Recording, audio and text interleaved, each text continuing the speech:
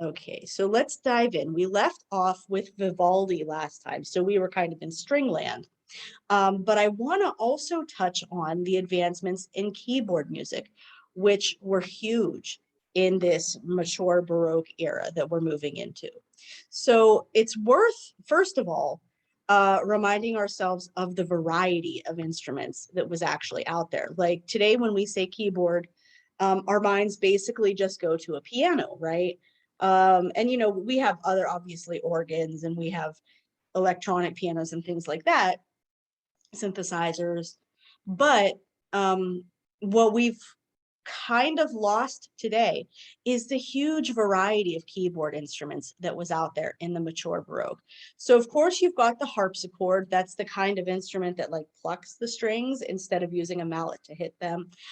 We've got virginals, which were a type of mallet keyboard instrument, but the strings were arranged differently from what they are now. The spinet likewise was arranged so that the strings were actually at an oblique angle. They kind of curved off to the side. Clavichord and organ were also out there, and each of these instruments had their own distinctive timbre.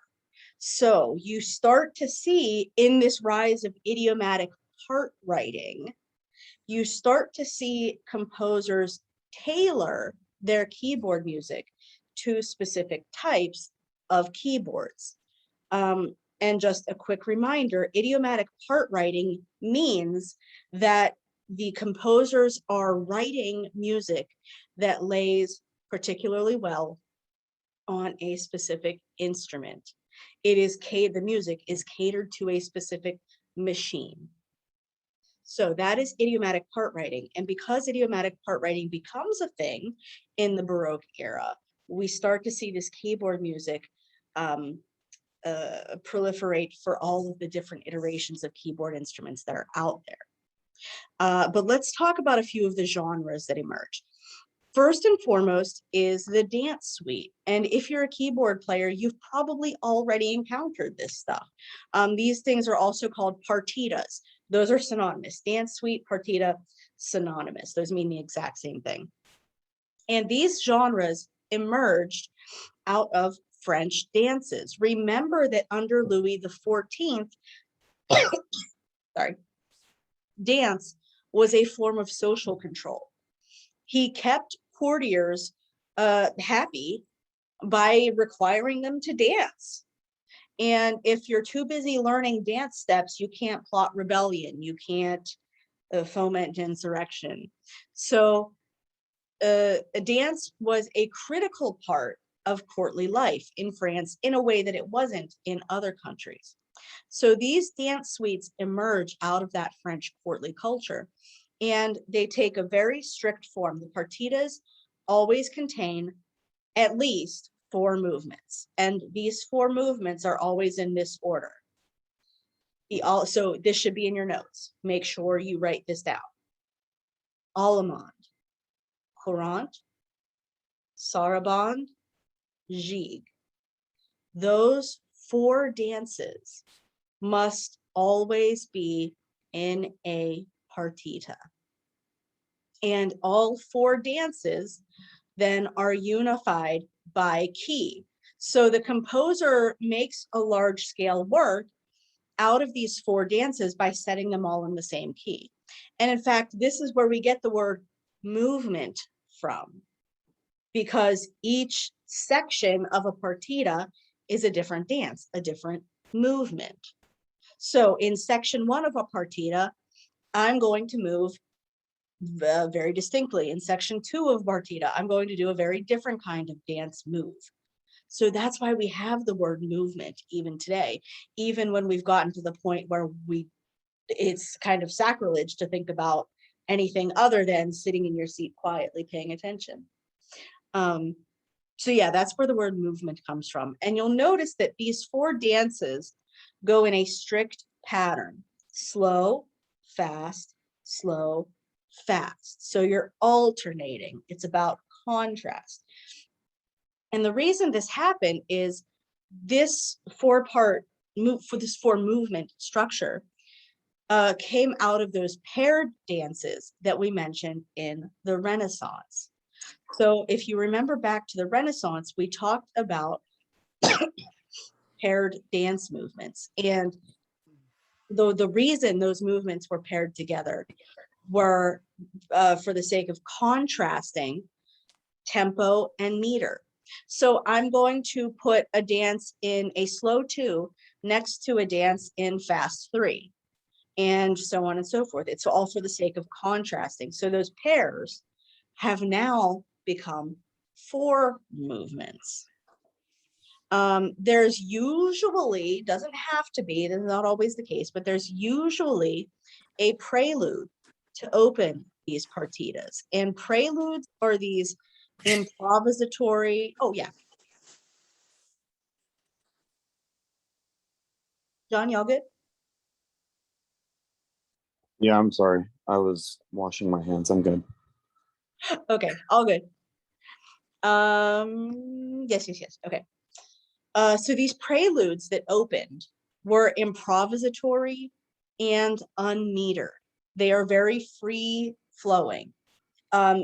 If you look at your score for any partita, then you will see that there's not a time signature. You're basically just playing arpeggios and chords up and down the keyboard. Why? Because these preludes served a very specific purpose. Anyone want to take a guess at what that was?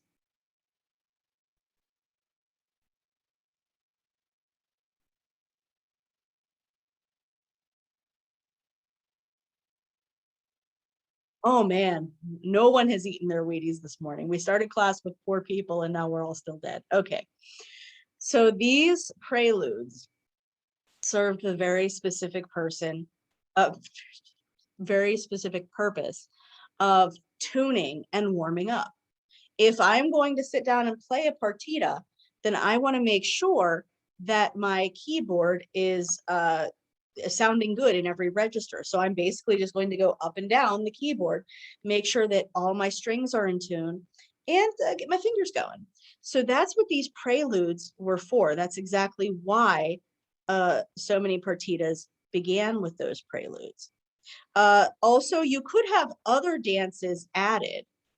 So you have to have those 4 that I mentioned, the Allemande, Courante, Sarabande, and Gigue.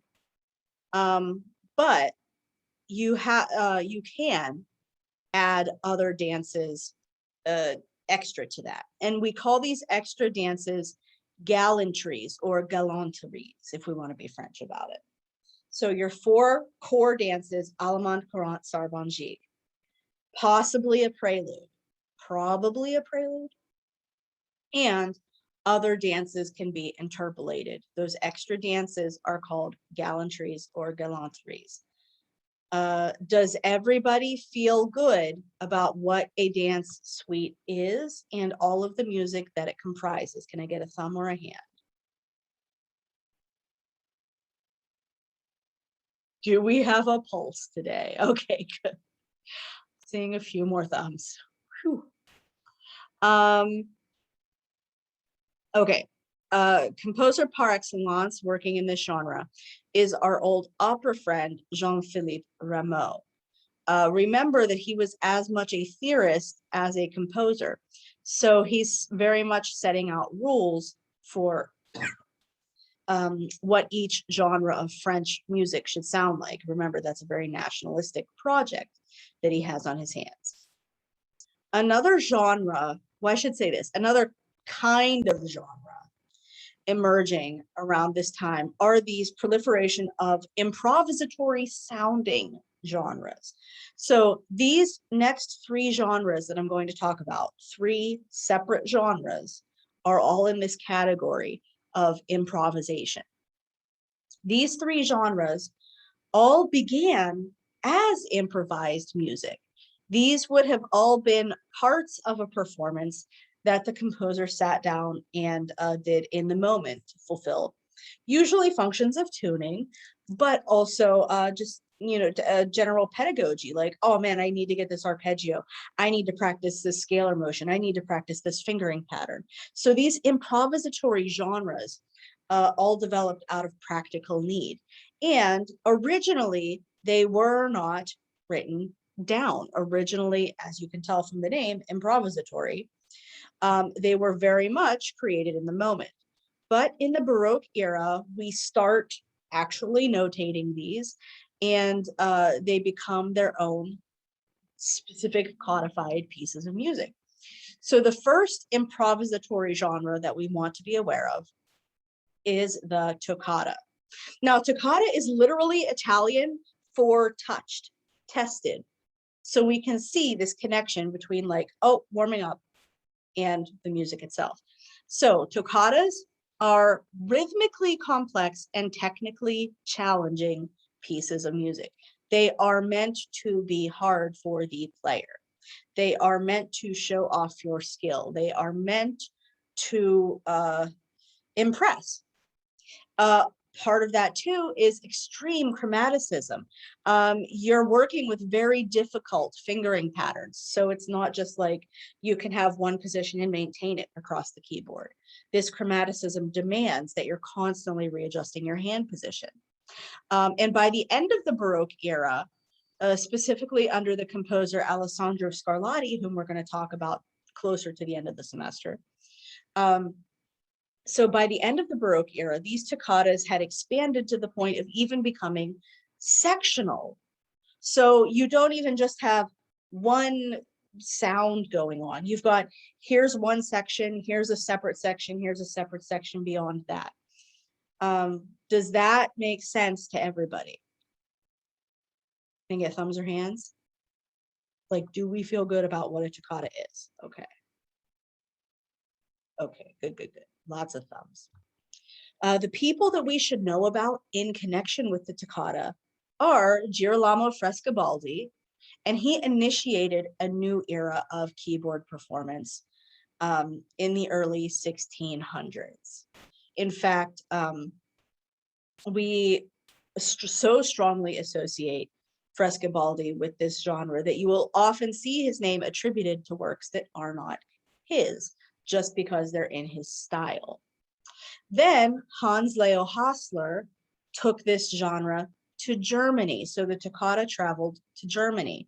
We've mentioned Hans Leo Hassler in passing in this class before, because when we talked about the Venetian school at St. Mark's, and Gabrielli's reign at that Venetian school, Hans Leo Hassler was one of those students who studied with Gabrielli and then went back to Germany. So much like Heinrich Schütz, Hans Leo Hassler did something similar, except while Schütz worked largely with those motetti concertati, Hans Leo Hassler focused a lot on keyboard music. This is a side note completely unrelated to the current topic at hand, but since I mentioned motetti concertati, I saw a lot of people on the listening quiz separating those two words, and I just want to clarify that should not happen. Motetti concertati, that's one term. They're two words, but it's one term. So a motetto concertato is a piece. Okay, you're not choosing one or the other. It's motetto concertato. Can I get a thumb on that? Because I saw a lot of that happening on the listening quiz.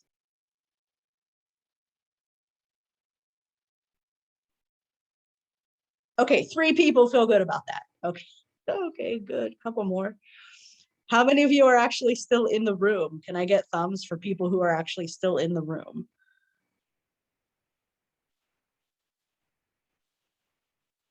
Okay, well, good, good. Okay, most of you. Good. Okay, so that's the toccata. Those are the people associated with the toccata. Oh, hungry. So, I mean, I support nourishment, so I will absolutely not blame you for getting food. Good. Okay. Another improvisatory genre that we should be aware of is the prelude or preludium, because a lot of times they'll put the title in Latin. And these preludes or preludia were the French equivalent of the toccata.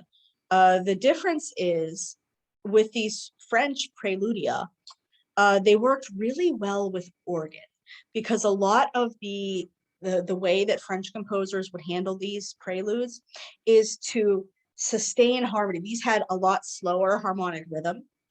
So you could put a pedal tone under them. So these preludes are basically like toccatas that are French with a slow harmonic rhythm so that you can put a pedal tone under it. If I say pedal tone, does everyone know what I mean by pedal tone? Or do we need like a little organ excursion? So are those the notes that you like play with the keyboard with your feet, or does that mean like a really low note that like plays more notes on top of it? Well, both, right? Because that keyboard that you play with your feet is the low notes. But specifically, yeah, when I say pedal tone in organ music, I definitely mean the notes that are played by the feet. And as Mark pointed out, these notes are the bass notes that everything else sits above. So if you see anybody playing an organ today, what you're going to see is they're holding down a note with their foot, and their hands on the manuals are going to be doing faster stuff over that. So yeah, that's why the slow harmonic rhythm of the prelude, I'll use the Latin, sure. The slow harmonic rhythm of the preludium lends itself to having pedal tones, because you can just hold down something with your foot and then play over top of it on the manuals. Okay, so that's the prelude. Because it's a French genre, they are going to notate this as non-mesuré. Anyone want to take a guess at what non-mesuré means? Unmeasured. Exactly. Unmeasured, unmetered. There's no time signature. There's no bar lines. These aren't in rhythm at all. You are literally just playing a series of notes. Why? Because again, this is all about tuning and technique. So that's the French preludium. The third improvisatory genre that we want to know about is the fantasia, not Fantasia. Mickey Mouse did not invent this genre. A fantasia, the name means exactly what you think it does, a fantasy. There's no rules. These don't have a fixed form. And because of that, this term is really slippery. So it gets used interchangeably with other names. So you can basically call anything a fantasia. And that's all I have to say about fantasias, because that's pretty much all there is to know about it. It's just, it was a term that was out there. Okay, so fantasia, no strict form, no nothing, just it is what it is. Okay. In contrast to these improvisatory genres, we've got very strict contrapuntal genres. Remember, we've been talking about counterpoint since day one of this class. Counterpoint means you've got one independent melody against another independent melody against another ad infinitum. So as opposed to chords that we now finally were able to use in the Baroque period, some forms of keyboard music are still hanging on to that counterpoint technique. And the two types of contrapuntal genres are ricercares and fugues. So ricercares, much like toccatas, began as technical exercises. Now these were meant not so much to warm you up for a performance like a toccata was, but ricercares, on the other hand, were meant to teach. They were pedagogical pieces. That's why ricercare means to research. So toccata, touched, ricercare, research. So this is a performer researching their art. The fugue is a very, very strict form of imitative counterpoint. And in opposition to small scale imitation that we've seen, those individual motives, instead of having that small scale imitation, now what you're doing is taking a whole extended melody, a whole lengthy phrase of music, and imitating that whole phrase for a large scale piece. So let's just unpack that for a second. Does everybody understand the difference between taking a small point of imitation and taking a whole phrase? That's the difference here. Motive versus phrase. Good. Okay. So that is the basis of the fugue. And what happens is the composer will state that phrase, then they'll state a phrase that kind of goes with it. It's almost like a rhyme, if you will. So you've got your initial phrase, and then you've got this like rhyming bit. And we call that rhyming bit the counter subject.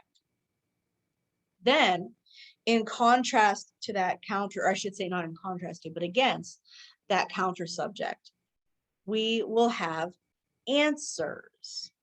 And those answers are repetitions of the original theme. So I won't belabor that point because I know you all take form and analysis, but I want you to know the difference between a subject, a counter subject, and an answer. So a subject is the original theme. A counter subject is that rhyming bit that pushes back against the original theme.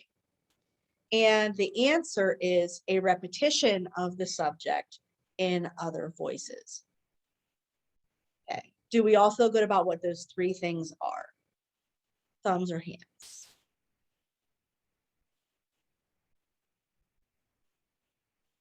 Okay, good, good. So those are the three parts that you will see in a fugue. Oh wait, chat.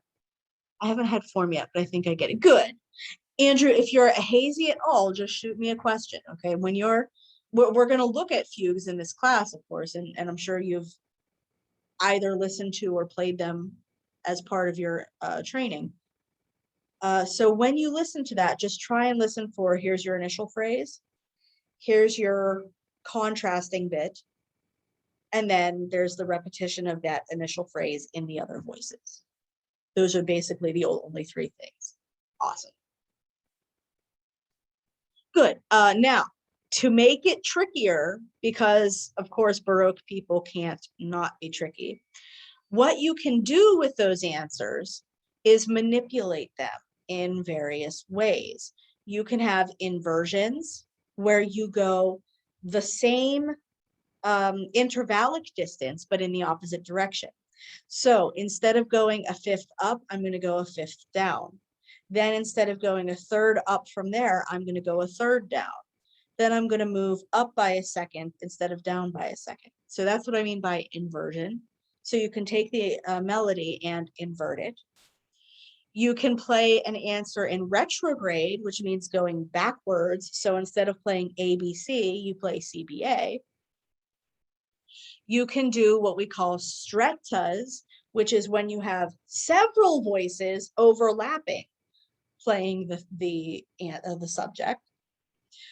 Or you can have sequences where you take a tiny little bit of a subject. So you're taking a motive out of that subject and then playing it in sequence. So I'm going to play this motive starting on A, then I'm going to play the motive again starting on B, then I'm going to play the motive again starting on C, and so on and so forth. So I can make a sequence out of a specific bit of the subject.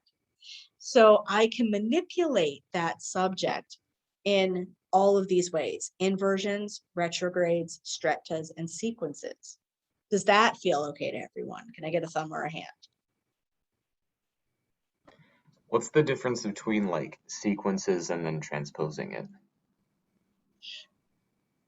So with transposing it, you're getting the whole melody, right? It's just at a different pitch level. With sequences, you're taking a tiny little chunk of that theme. So you're not using the whole theme now. You're just taking a tiny little chunk of it. And instead of playing it once all the way through at a different pitch level, like you would when you transpose, you're playing that little chunk at either ascending or descending intervals. Does that make sense? Okay, so that's fugues, everybody. And the last type of contrapuntal piece that we want to know about are character pieces. And that is just a very general term, much like Fantasia doesn't have a specific meaning. Neither does character piece. It's an umbrella term that we use to mean program music. In other words, any music with a text attached to it. So absolute music is music that does not have a text. It's like a symphony without program notes. But program music, on the other hand, has language with it. So that language gives us an idea of what the sounds are trying to evoke. That's why Vivaldi's Four Seasons is a piece of program music, because he's got those sonnets, those demonstrative sonnets, sonetti dimostrativi. And that language gives us a program. So these character pieces are pieces that have programs attached. And program is a broad word. Sometimes program can just be a title. Like, you don't actually have to have program notes for it to be program music. Sometimes the title alone tells you the text that you're supposed to be evoking. So for instance, I see some Couperin music that's named something about nightingales. Then I'm going to expect to hear bird song mimicked in that keyboard part. So program, broadly construed, is just any text attached to the sound. Do we all feel good about that? Thumbs or hands? Oh no, you're all out to lunch. Okay. So that is what we wanted to talk about last time. Let's pick up today with the second half of the chapter.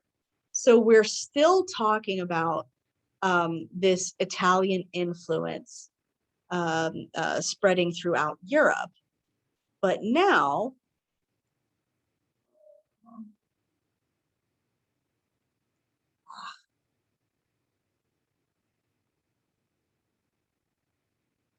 we're going to focus specifically on, are you going to cooperate with me or not? Okay, there it is. We are going to focus specifically on one composer. Now, I have to start out this section with a general disclaimer that I always feel, for lack of a better word, icky about talking about one person so much, because that's just not the way humanity really works. In history, we have this problematic tendency for what we call the great man narrative. And what that means is we elevate these genius figures, and they're the ones who happen to get written down and focused on. But there were other people doing similar stuff.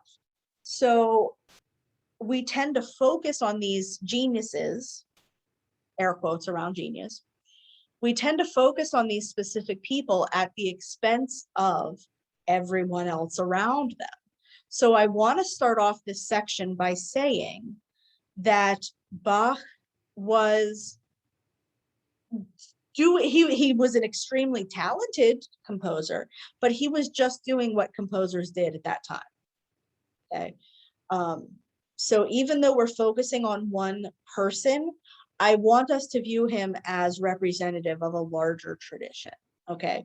I don't want us to view him as Bach, one man. I want us to view him as, here's one man who happens to be doing a widespread practice very well. Does that make sense?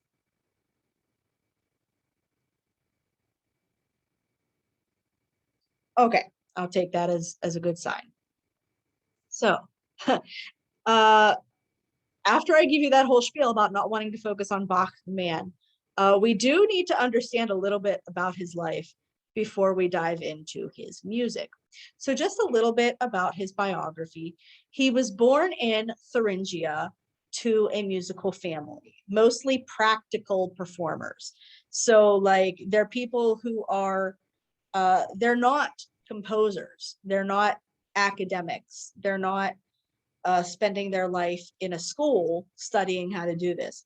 They're out there making music. It's like the difference between a gigging rock band and your professors. So Bach comes from that very practical background. He learned strings from his father. He studied organ with his older brother, who studied with Pachelbel of Canon in D fame. So they do have credentials, but they're out there working rather than living in the academy.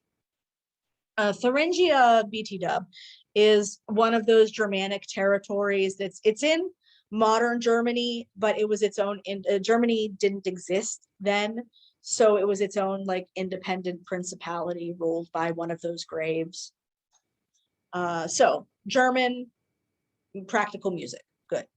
Now, what's really strange for us is that during his lifetime, J.S. Bach was not known as a composer.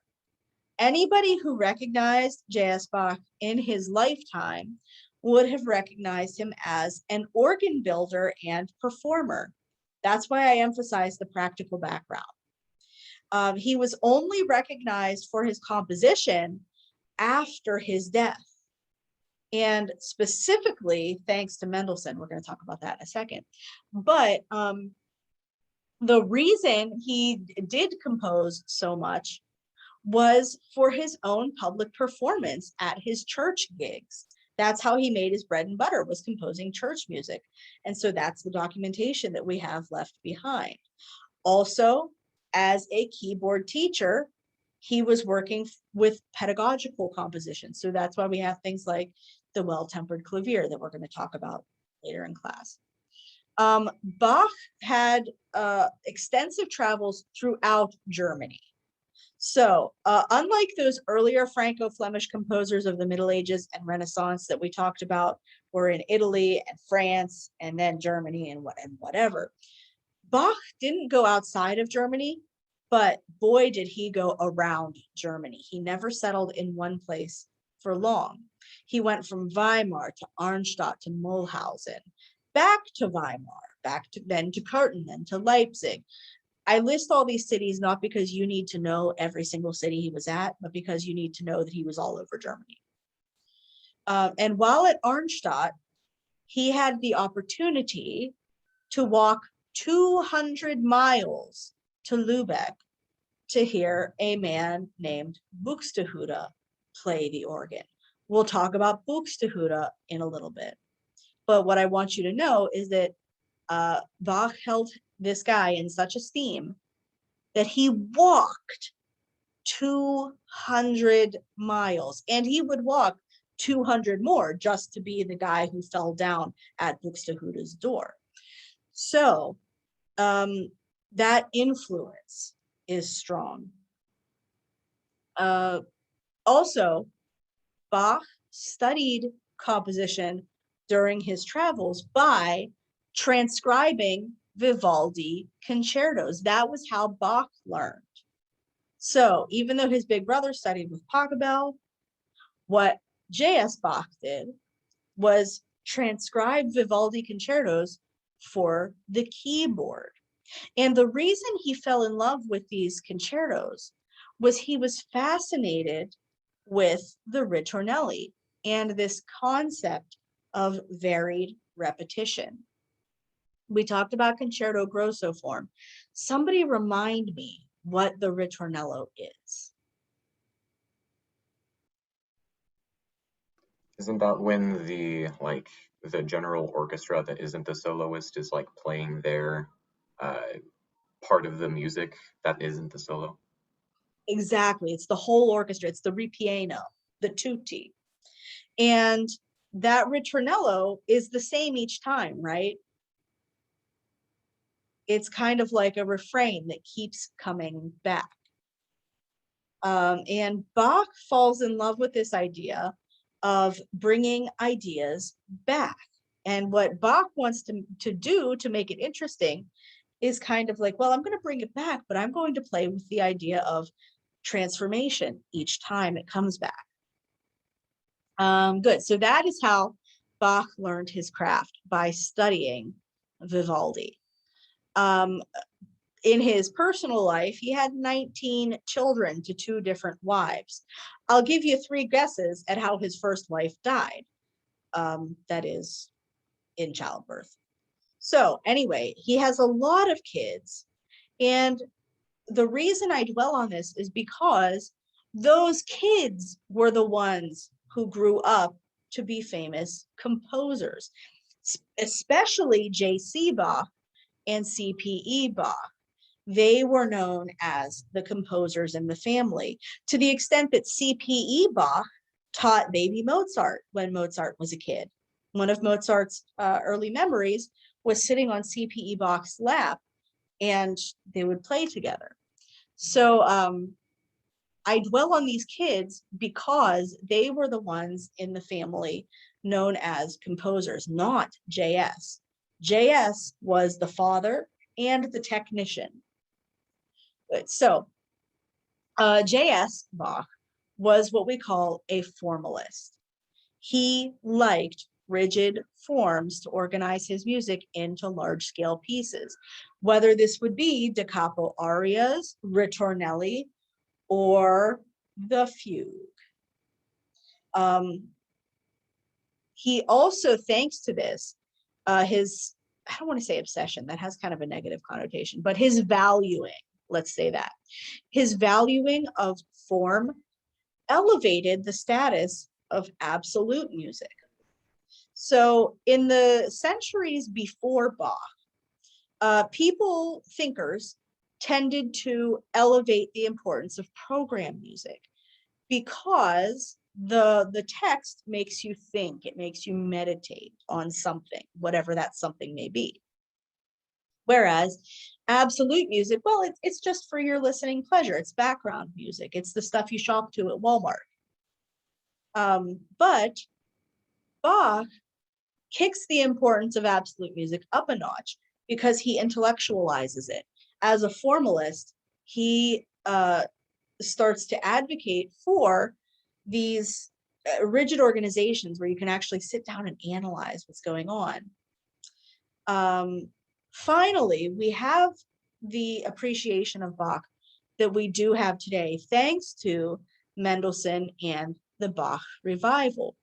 So Felix Mendelssohn, Romantic composer of the 19th century, was obsessed, I will use the word obsessed here, he was obsessed with J.S. Bach and revived the St. Matthew Passion and made a career-long project of bringing back the music of J.S. Bach. So this can be kind of dangerous for us today, especially for those of you who want to compose. Why?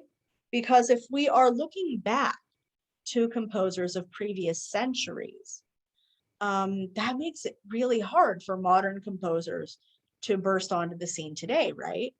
It's hard enough competing with all of the living, breathing people around you for attention and resources. When you not only have to compete with the living people around you, but you have to compete with composers of generations before, it makes it even harder. So it's a double-edged sword, and I want you to be aware of that double-edged sword, says the person who is hammering home musicians of centuries before. I know, I'm aware of the irony. Good. So thanks to Mendelssohn, we have Bach's reputation today. That is a reputation for intellectualism, that elevating of absolute music, that formalism, that mathematical precision of counterpoint. To write a fugue, you have to be perfectly on every interval down to the 32nd note. But also this idea of les goûts réunis. That is not my term, obviously, I don't speak French. That is not my term, so that is a term that you should know. In the chat, let's see. Oh no, am I freezing, guys?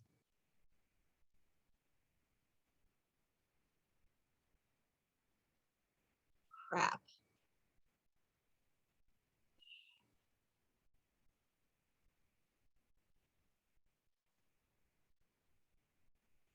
How about now? Am I coming through any clearer now?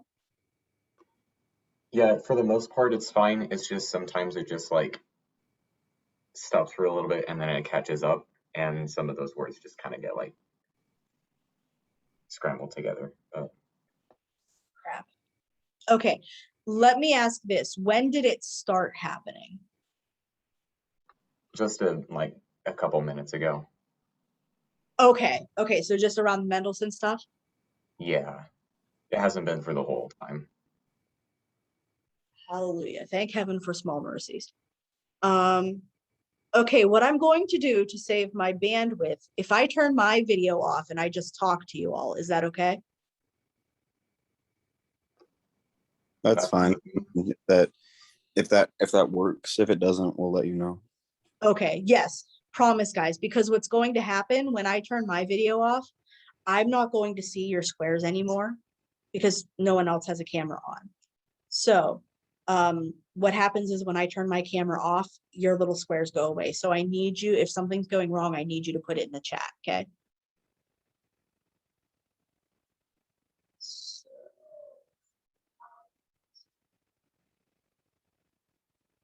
excellent.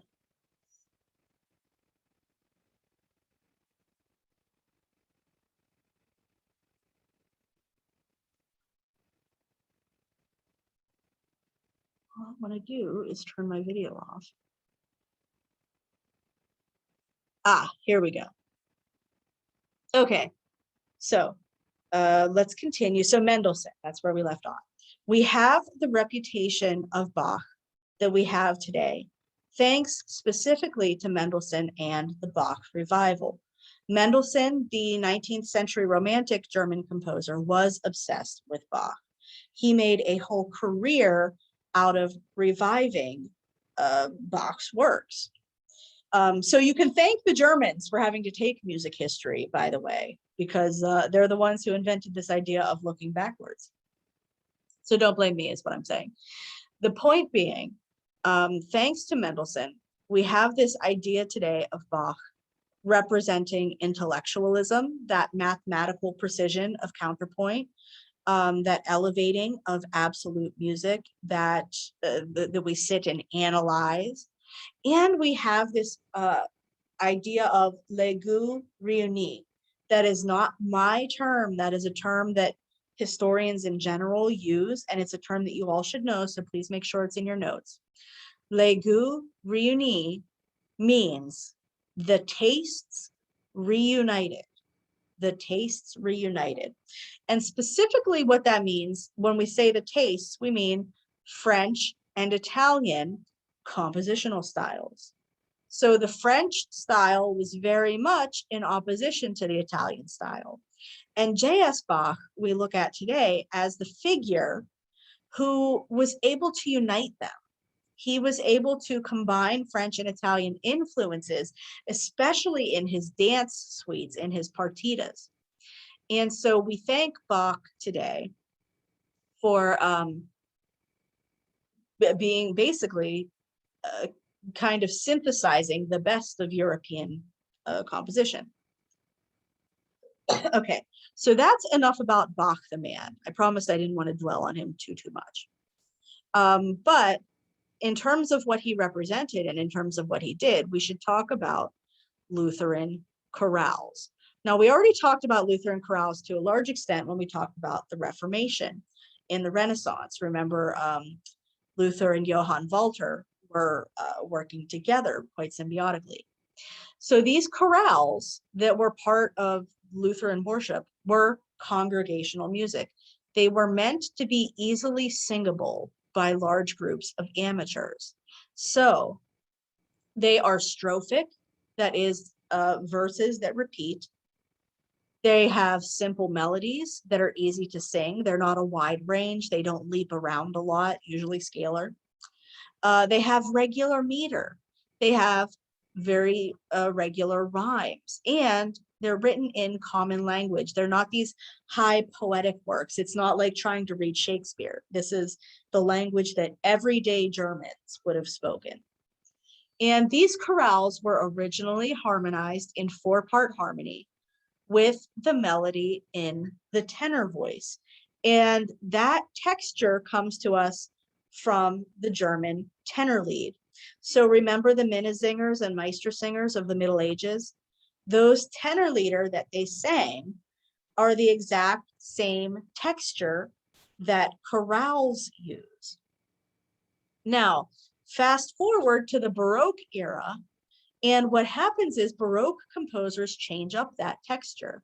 Instead of putting the chorale melody in the tenor voice, they move the chorale to the disscant or top voice, what we would call the soprano today. And in the age of affect, so the Baroque, in the age of affect, the chorale became a vehicle of personal devotion. So it's a one-to-one connection in the midst of your congregation. And you connect to the divine through natural language and text setting. In other words, you're speaking to God in your own language. You are expressing yourself to God. So this was a hugely important concept to Lutherans and a hugely important part of their worship and their beliefs. In the Baroque era, you see this chorale branch off into a few not subgenres, let's call them supplementary genres. The first supplementary genre is the chorale prelude. Now, we already talked about preludes to some extent in keyboard music. We talked about those improvisatory genres that come before either partitas or fugues or whatever. But this chorale prelude is a very specific and different type of prelude. This is not improvisatory at all. This is very highly written out and codified. So the chorale prelude is a short setting of one single strophe of a chorale for the organist to play before the singing starts in order to introduce the tune to the congregation. So the organist is just playing one verse. The organist alone is playing one verse before the congregation joins in singing. Now, the practical purpose of this is it's a way to get more people to sing. Community participation and congregational unity were important for Luther. That was one of his sticking points with the Catholic Church, was he didn't want just the priests to pray. He wanted the whole congregation praying and singing. So this prelude was a way to get the whole congregation singing. And in the late 17th and early 18th century, this became a genre of its own. The chorale prelude became so important and so big that it actually broke off from the rest of the chorale, and the prelude could just be its own piece of music. And this genre was pioneered by our friend Dietrich Buxtehude, the one who Bach walked 200 miles to hear and study with. The melody, the chorale melody in a prelude, is very prominent because its whole purpose was to help congregations learn the tune quickly. So you will hear the melody foregrounded, even though there's pretty complex counterpoint behind it. So the example of chorale prelude that I asked you to listen to today was, a comparison of two versions of the same chorale prelude, one by Buxtehude and one by Bach. Now, with chorale preludes, the melody, like I said, is always going to be prominent, but composers have a choice of how they want to set it. They can set it as a cantus firmus. Can anyone remind me what a cantus firmus is? We've talked about cantus firmuses pretty often in this class.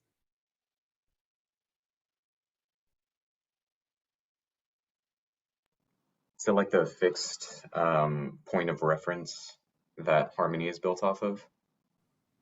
Yeah, elaborate a little bit more what we mean by point of reference. So the harmony is totally built off of it. What is our point of reference? It's like a musical phrase, I guess, or Well, it's a whole melody, right? So it's not even just one phrase, but it's the whole tune. And we normally set that tune in what voice to be a cantus firmus? The tenor. Perfect, perfect. So we have that whole melody in the cantus firmus, or we have that whole melody in the tenor, and that voice serves as our cantus firmus. So that is one way that chorale prelude composers could treat the chorale melody. It could also be paraphrased, which is when you take your original melody and embellish it. You could treat it as contrasting ritornelli. So remember Bach's fascination with Vivaldi. He loved this idea of having a source melody and then taking it and bringing it back in slightly varied forms. So that's another option. And one final option for treating a chorale melody is to turn it into a fugue in the prelude. You have all of these options when you want to make a chorale prelude, all of these ways that you can manipulate the original melody. So let's contrast what Buxtehude and Bach do with these chorale preludes. The text that each of them are setting, the chorale prelude that they're setting, is through Adam's fall, human nature is completely defiled. In other words, it's a very dark text. It's a very mournful, sad lament over sin entering humanity. And we find this melody in bar form. We talked about bar form with the Minnesingers and Meistersingers. We've talked about bar form with the troubadours and trouvères. Somebody remind me what bar form is.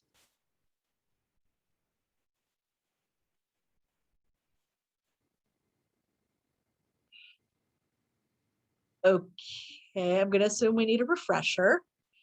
So bar form is AAB. Please have that in your notes. And more importantly, please have that in your memory by the end of the semester. I do not feel like a good teacher if I send you away from this class without even knowing what bar form is. So AAB. One section, that section repeats, new section. Okay, AAB is bar form. In Buxtehude's setting of this text, we see a lot of chromatic motion, especially in the pedal voice, so especially in the lowest notes. And if you look at your score, you'll see that each system has 3 staves. That is, you have your treble clef staff for the right hand, your C clef staff for the left hand, and your bass clef staff is your pedal that your feet are going to play. So if you look at that lowest staff of each system, that's your pedal, it moves by half step quite frequently. Buxtehude also employs the descending fifth really frequently throughout.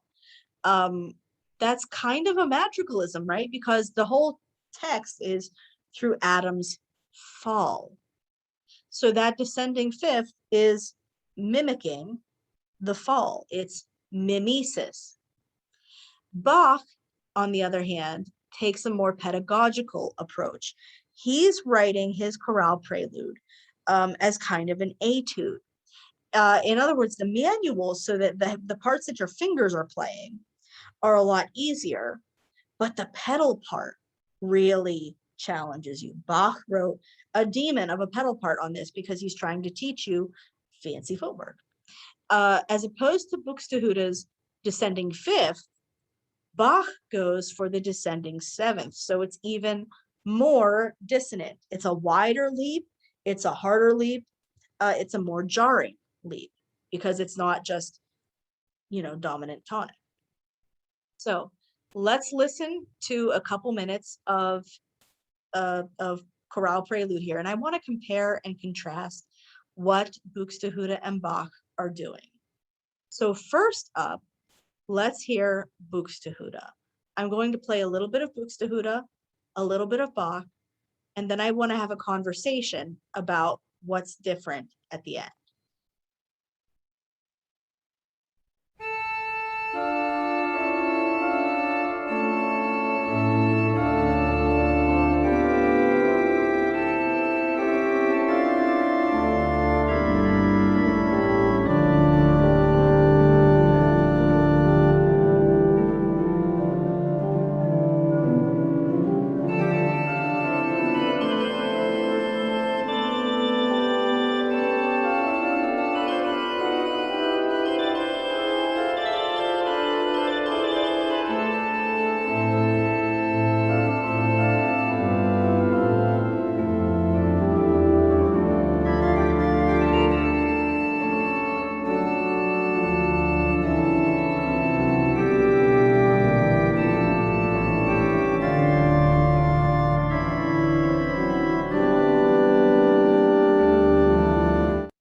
Okay.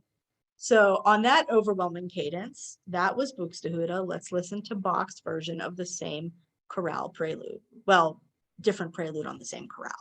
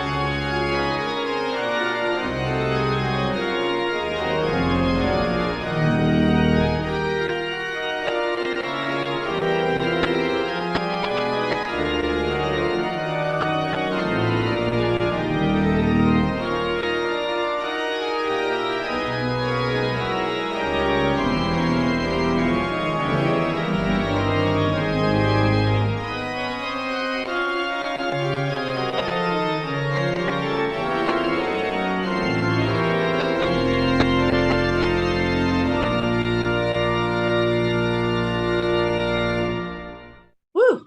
Okay. And I wanted to play that the whole way through because there is like no good stopping place in there. That just spins and spins and spins. So what differences did you hear between the two styles? So, Buxtehude, I mean, that just was boring. Like his was like to me, that was just very.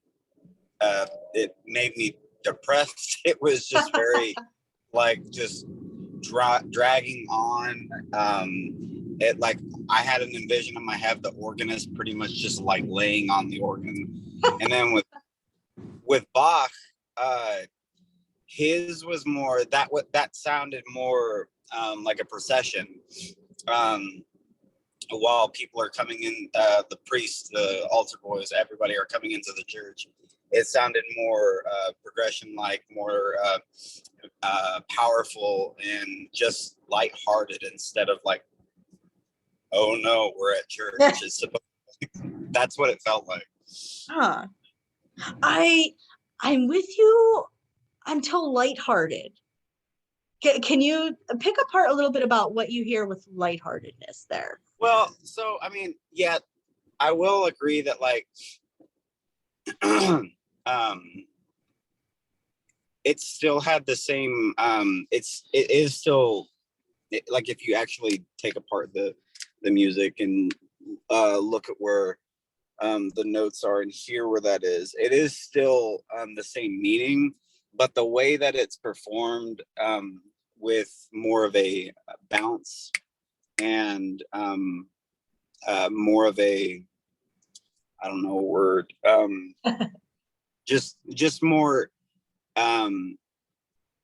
it just felt lighter because it didn't okay, I guess the best way of saying it is that the first one was more just I guess legato and just very just it just took a lot out to go to each every single individual note.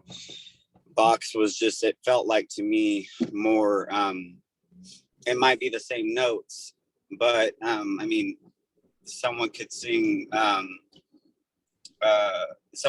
song and it being the same exact song, but it can be sung two different ways, and it can make someone feel two separate things. Mm-hmm. Absolutely. I think you're spot on in terms of energy level. Like Buxtehude, because first of all, because he sets the melody slower, right? He's not he's not using these diminutions of rhythm. He's holding out each note for a longer time. His range is rather circumscribed. In other words, it's all kind of near the center of the keyboards, the manuals. So yeah, his is much lower energy, whereas Bach just like propels and propels and propels. So yeah, I think with this lamenting, mournful text, I think Buxtehude really gives us the sense of weakness, like, oh, we have been wounded, we are mortally wounded, versus Bach's, like, you know, agony in the moment, like we are still in the midst of the wound, you know. Yeah, it was more so like Bach's like push through until you're done, and Buxtehude was just, Mhm. well, we're done, so we're done. Yeah, no, push is exactly, yeah, excellent. And a lot of that has to do with rhythm and register, because notice Bach is playing with the extreme upper and extreme lower register. He has, you know, some stuff in the middle there, but that stark contrast, it just feels like you're being hit on the head with mallets in stereo. Good. Anything else that we want to notice about the difference between the two? I mean, I just kind of noticed that the right hand in Bach's version is like at least at the beginning is like way more involved than Hmm.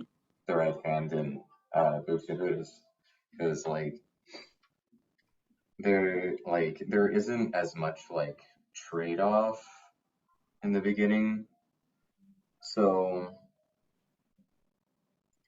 actually that's not the word I want to use. Um like in the right hand of Bach's version, like it's I mean yeah, it's just like pushing forward. Um and each one of them is kind of going at a similar pace, while in Buxtehude's version, the right hand is like moving more slowly, while the alto clef is like keeping the pace. Yeah, it's almost like in Buxtehude's version, he's thinking chordally, right? So he's thinking totally vertically, up and down. Whereas Bach, we really see that counterpoint take place where he's thinking of each voice in conversation with the other voices. So whereas Buxtehude presents us one unified organ, Bach uses the organ as like several separate voices communicating. Does that, I don't know, does that make sense? That was, I mean, yeah, because I mean, it makes perfect sense because I guess boring wouldn't be the right word, but like because Buddha is it I guess it would be like defeated, but like you were saying, it's more, I guess another word would be intimate, because it's the slow one-handed doing like a lot of just doing this. When you go to Bach's, it's more everybody's heard. Um, hands are going nuts, feet are going nuts, but at the end of the day, um, no, what you said makes a lot of sense. Good, good. Okay. Excellent. Really great points, guys. Really good insights. Do we all feel good about these chorale preludes? Oh, wait, I can't see your reactions anymore. So if you have a question, throw it in the chat in the next like 5 seconds. 5, 4, 3, 2, 1. Okay, I see no questions. So let's go ahead and let's talk about this other supplementary genre, the chorale cantata. Now, we already talked about cantatas, those sectional works where we alternate recits and arias and choruses. So a chorale cantata is exactly what you think it is, a cantata based on a chorale. So remember, we're contrasting different textures in each of the section, whether we go from recitative to chorus to aria to whatever. This is that same exact sectional idea. Now, these are unstaged and shorter than an opera or oratorio, but it's that same idea of contrasting sections. Now, in a chorale cantata, each section equals a new strophe or verse of the original chorale. That is what differentiates a chorale cantata from any other cantata, that each section is a new verse. So I can sing one verse as an aria. I can sing one verse for the whole chorus. I can do a verse where it's a duet and two people are singing back and forth to each other. But each section is a new verse of that original cantata. And I can have pure chorale cantatas, which means that there are only chorale verses and each strophe is set with a new texture. I can have mixed chorale cantatas where each strophe is interspersed with other meditations on the meaning of the chorale text. So basically the composer is not only setting the original chorale, but they're setting other poems or other reflections in between the verses. Also, I can have a paraphrase chorale cantata. We've talked about paraphrasing before with Cantus Firmus. And this is basically the same idea. Intersections, in other words, anything that is not the first or last verse. So all of the inner verses are paraphrases of the original chorale. And this type of chorale cantata was introduced by J.S. Bach. This was a real innovation of his. So does everyone feel good about the difference between pure, mixed, and paraphrase cantata chorales? Or chorale cantatas, oh my goodness. Okay, good. Now, the first section of a chorale cantata will always be set in contrapuntal. It's like a prelude, basically. So you are starting off with an organ prelude in the same way you would start off with a regular chorale during worship. And the last verse is always set in 4-part harmony. So we start and we end as we would in a Lutheran worship service. Where we diverge are those middle sections and what we do, how we set those middle sections. So we can really see how it merges the idea of Lutheran chorales with the idea of cantatas. So those are chorale cantatas, but the contrapuntal genre par excellence is our friend, the fugue.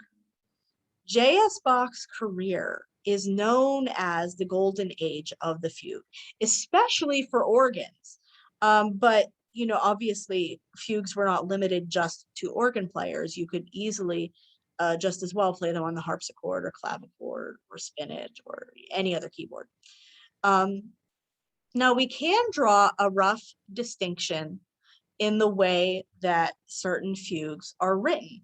Remember, I said towards the beginning of class when we talked about keyboard music that idiomatic part writing meant that composers were composing for different keyboard instruments.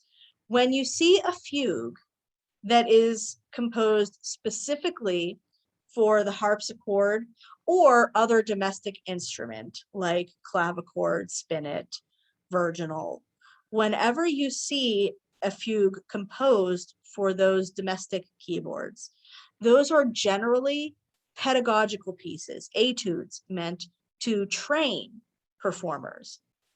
On the other hand, when you see a fugue written for organ, then you know that is meant for public performance. It's meant to show off the skill of the performer.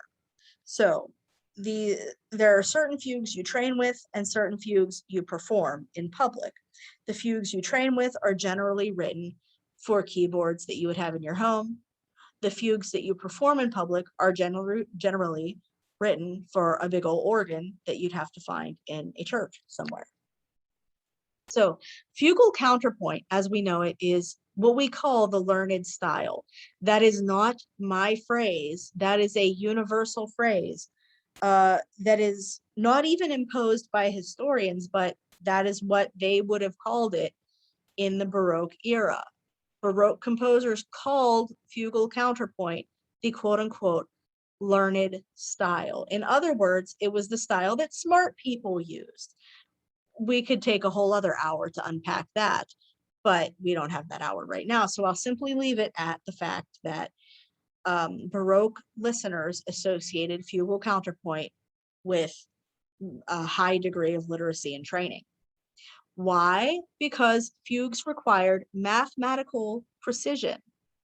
And we inherit this mathematical precision from those Franco-Flemish composers of centuries before, through the Middle Ages and Renaissance.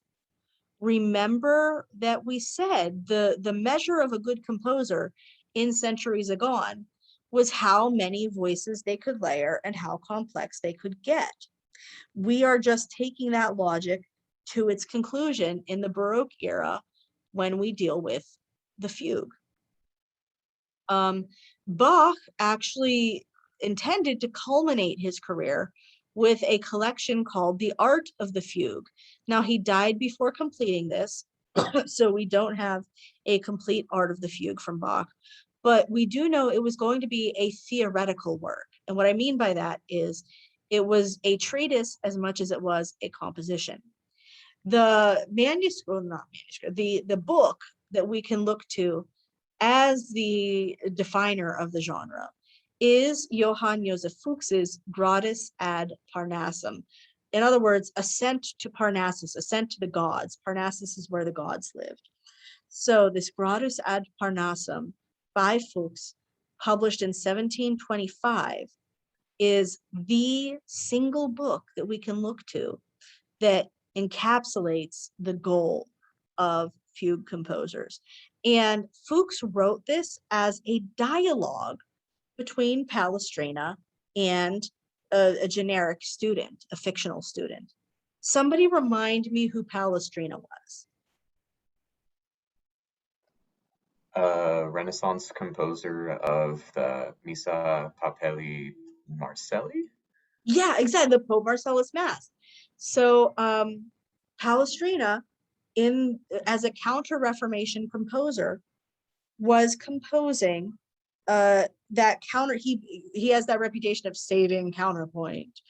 And so because we look to this guy as the one who saved sacred polyphony, Fuchs makes him the master of this dialogue. He makes him the teacher. So it's Gradus ad Parnassum is set up as a conversation between Palestrina and a fictional student. So the fugue, basically all of this is to say, the fugue is the genre that composers aspired to. And J.S. Bach writes the definitive composition to show off the state of the art in terms of fugal counterpoint. And this definitive work is the Well-Tempered Clavier. So we'll pick up with the Well-Tempered Clavier on Wednesday. And yeah, we'll pick it up right there with his definitive work. Does anybody have any questions for the day? Let me put my video back on since I think we're okay. Okay, good. I see something in the chat. Zilch. Okay, good. So if everybody feels confident, then you are free, my friends. Have a good rest of the Monday. If good Monday is not too much of an oxymoron. Thank you, Addison. And thank you, Jared.